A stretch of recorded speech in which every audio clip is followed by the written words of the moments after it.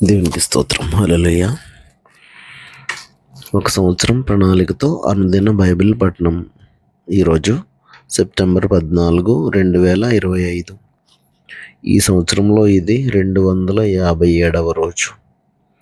ఈరోజు కొరకు ఏర్పాటు చేయబడిన బైబిల్ వాక్య భాగాలు: పాత నిబంధన సామెతల గ్రంథము 25, 26, 27 అధ్యాయాలు మరియు కొత్త నిబంధన 2 కొరింథీ 6వ అధ్యాయము. మొదటిగా సామెతలు 25వ అధ్యాయము. ఇవియును సొలొమోను సామెతలే. యూదా రాజైన హిజ్కియా సేవకులు వీటిని ఎత్తి వ్రాసిరి. సంగతి మరుగు చేయుట దేవునికి ఘనత, సంగతి శోధించుట రాజులకు ఘనత. ఆకాశముల ఎత్తును, భూమి లోతును, రాజుల అభిప్రాయమును అగోచరములు. వెన్నెలోని మస్టు తీసివేసిన ఎడల పుటము వేయేవాడు పాత్ర ఒకటి సిద్ధపరచును. రాజు ఎదుట నుండి దుష్టులను తొలగించిన ఎడల అతడి సింహాసనం నీతి వలన స్థిరపరచబడును. రాజు ఎదుట డంబము చూపకము, గొప్పవారున్న చోట నిలువకము. నీ కన్నులు చూచిన ప్రధాని ఎదుట ఒకడు నిన్ను తగ్గించుట కంటే ఇక్కడికి ఎక్కి రమ్మని అతడు నీతో చెప్పుట నీకు మేలు కదా. ఆలోచన లేక వ్యాజ్యమాడుటకు పోకము. నీ పొరుగువాడు నిన్ను అవమానపరిచి దాని అంతమున ఇక నీవేం చేయదు అని నీతో అనునేమో. నీ పొరుగువానితో నీవు వ్యాజ్యమాడవచ్చును కానీ పరుని గుట్టు బయట పెట్టకము. బయట పెట్టిన ఎడల వినువాడు నిన్ను అవమానపరచునేమో. అందువలన నీకు కలిగిన అపకీర్తి అన్నిటికీ పోకుండును. సమయోచితంగా పలుకబడిన మాట చిత్రమైన వెండి పల్లెములలో నుంచబడిన బంగారు పండ్ల వంటిది. బంగారు కర్ణభూషణం ఎట్టిదో, అపరంజి ఆభరణం ఎట్టిదో, వినువాని చెవికి జ్ఞానము గల ఉపదేశకుడు అట్టివాడు.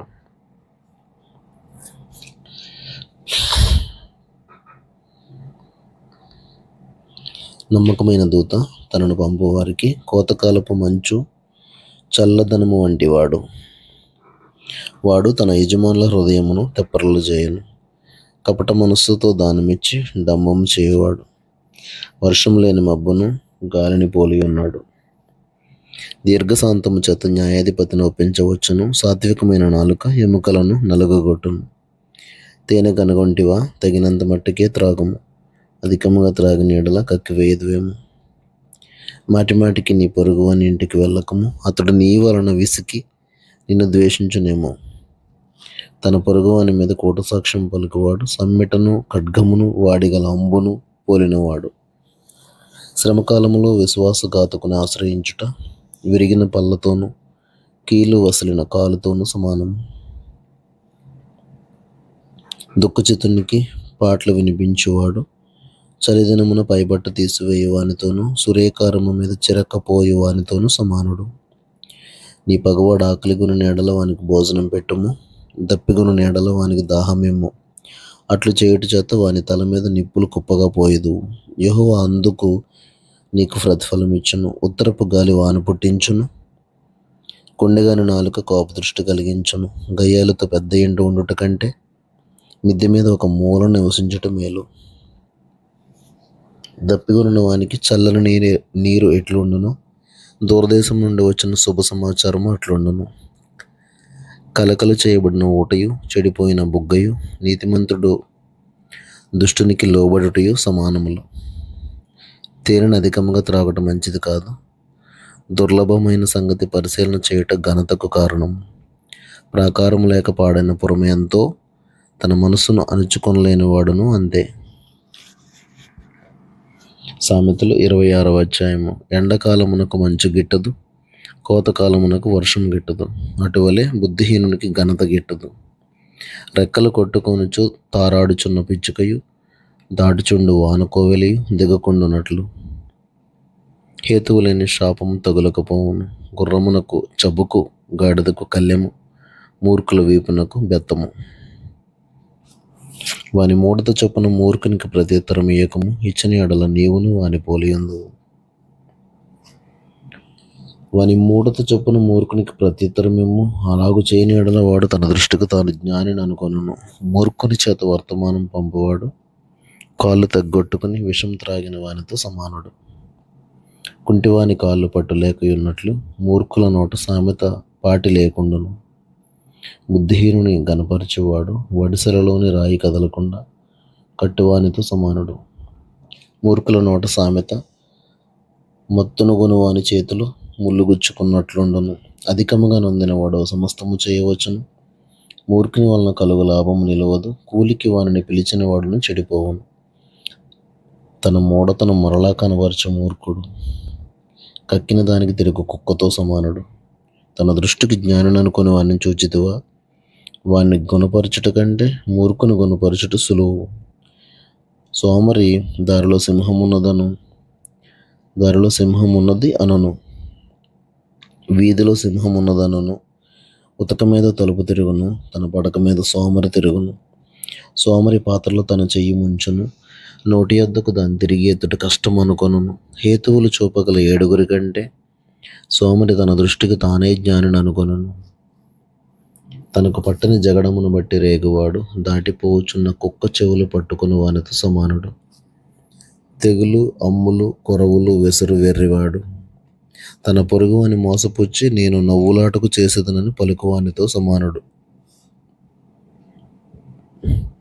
కట్టెలు లేని ఎడల అగ్ని ఆరిపోవును, కొండెగాడు లేని ఎడల జగడము చల్లారును.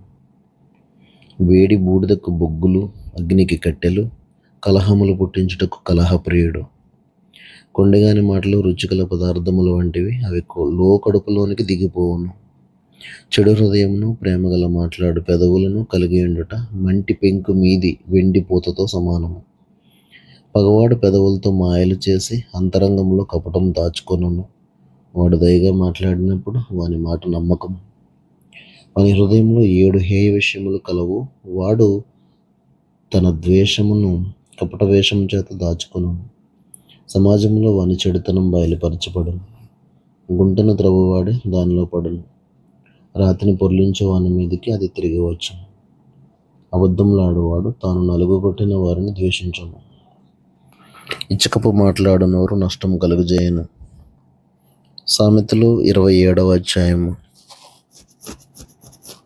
రేపటి దినమును గూర్చి అతిశయపడకము.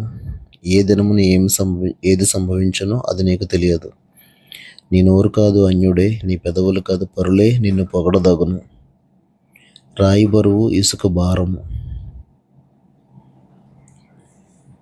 మూడిని కోపము 6 కంటే బరువు. క్రోధము క్రూరమైనది, కోపం వరద వలె పొర్లున్నది.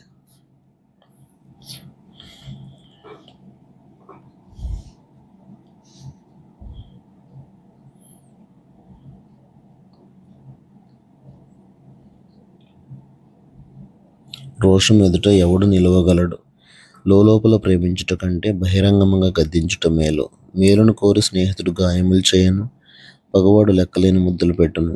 కడుపు నిండిన వాడు తేనె పట్టునైనను త్రొక్కివేయను. ఆకలి కొనిన వానికి చేదు వస్తువు అయినను తీయగా ఉండును. తన ఇల్లు విడిచి తిరుగువాడు గూడు విడిచి తిరుగు పక్షితో సమానుడు.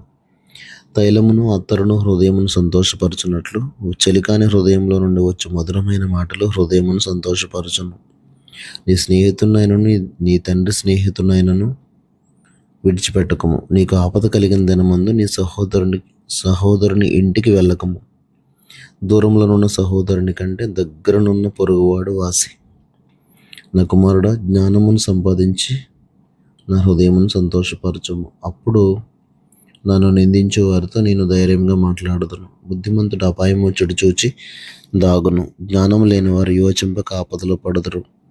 ఎదుటివాని కొరకు పూటబడిన వాని వస్త్రం పుచ్చుకొనుము. పరుల కొరకు పూటబడిన వాని వలన కుదువు పెట్టించుము. వేకువని లేచి గొప్ప శబ్దంతో తన స్నేహితుని దీవించువాని దీవెన వానికి శాపముగా ఎంచబడును. ముసురు దినమున ఎడతెగక కారు నీళ్లును గయ్యాలి అయిన భార్యయు సమానము. దానిని ఆపజూచువాడు గాలిని ఆపజూచువానితోనూ తన కుడి చేత నూనె పట్టుకుని వానితోనూ సమానుడు. ఇనుము చేత ఇనుము పదునగును, అట్లు ఒకడు తన చెలికానికి వివేకం పుట్టించును. అంజూరపు చెట్టును పెంచువాడు దాని ఫలం తినను, తన యజమానుని మన్నించేవాడు ఘనత నందును. నీటిలో ముఖమునకు ముఖము కనబడినట్లు ఒకని మనస్సునకు మరి ఒకని మనస్సు కనబడును. పాతాళమునకును అగాధ కోపమునకును తృప్తి కానేరదు.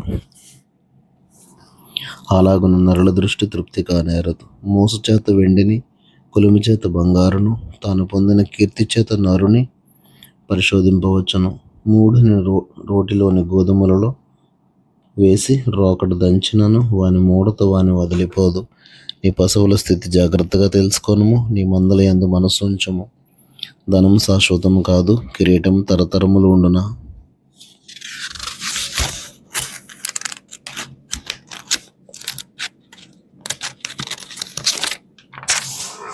ఎండిన గడ్డి వామి వేయబడిను, పచ్చిక కనబడుచున్నది. కొండగడ్డి ఎరబడి ఉన్నది. నీ వస్త్రముల కొరకు గొర్రెపిల్లలున్నవి.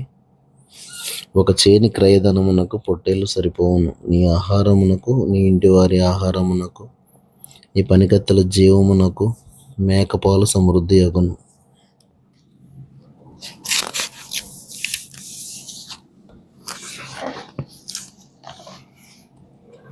కొత్త నిబంధన.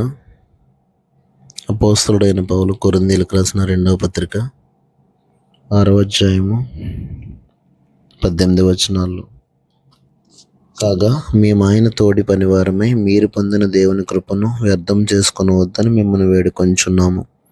అనుకూల సమయమందు నీ మొర ఆలకించితిని, రక్షణ దినమందు నిన్ను ఆదుకొంటిని అని ఆయన చెప్పుచున్నాడు కదా. ఇదిగో ఇప్పుడే మిక్కిలి అనుకూలమైన సమయము, ఇదిగో ఇదే రక్షణ దినము. మా పరిచర్య నిందింపబడకుండా నిమిత్తము ఏ విషయంలోనైనాను అభ్యంతరం ఏమీ కలుగజేయక, శ్రమల యందును, ఇబ్బందుల యందును, ఇరుకుల యందును, దెబ్బల యందును, చెరసాలల్లోనూ, అల్లర్లలోను, ప్రయాసముల్లోను, జాగరముల్లోను, ఉపవాసముల్లోను మిగిల ఓర్పు గలవారమై, పవిత్రతతోనూ, జ్ఞానముతోనూ, దీర్ఘశాంతముతోనూ, దయతోనూ, పరిశుద్ధాత్మ వలనను, నిష్కపటమైన ప్రేమతోనూ, సత్యవాక్యం చెప్పుట వలనను, దేవుని బలము వలనను, కుడి ఎడమల నీతి ఆయుధములు కలిగి, ఘనతల వలనను, సుకీర్తి దుష్కీర్తుల వలనను దేవుని పరిచారకులమై ఉండి అన్ని స్థితుల్లో మమ్మల్ని మేమే మెప్పించుకొనుచున్నాము. మేము మోసగాండ్రమైనట్లుండి సత్యవంతులము, తెలియబడిన వారమైనట్లుండి బాగుగా తెలియబడిన వారము, చనిపోచున్న వారమైనట్లుండి ఇదిగో బ్రతుకుచున్న వారము, శిక్షింపబడిన వారమైనట్లుండి చంపబడని వారము, దుఃఖపడిన వారమైనట్లుండి ఎల్లప్పుడూ సంతోషించేవారము, దరిద్రులమైనట్లుండి అనేకులకు ఐశ్వర్యం కలిగించేవారము, ఏమీ లేని వారమైనట్లుండి సమస్తమును కలిగిన వారము. ఓ కొరింథీయులారా, అరమర లేకుండా మీతో మాట్లాడుచున్నాను.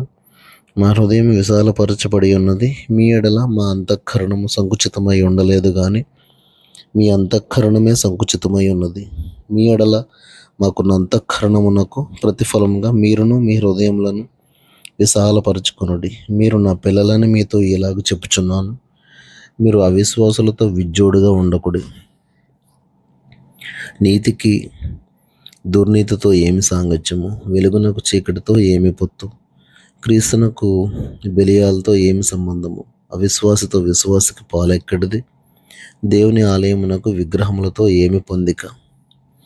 మనము జీవం గల దేవుని ఆలయమై ఉన్నాము. అందుకు దేవుడు ఇలాగూ సెలవిచ్చుచున్నాడు, నేను వారిలో నివసించి సంచరింతును, నేను వారి దేవుడనై ఉందును, వారు నా ప్రజలై ఉందురు.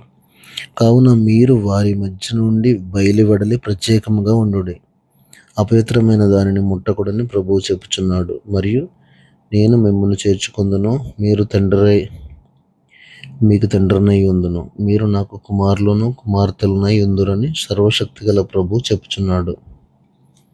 దేవుడు తన పరిశుద్ధ వాక్యమును మన వినికిడిలో దీవించునుగాక. ఆమెన్.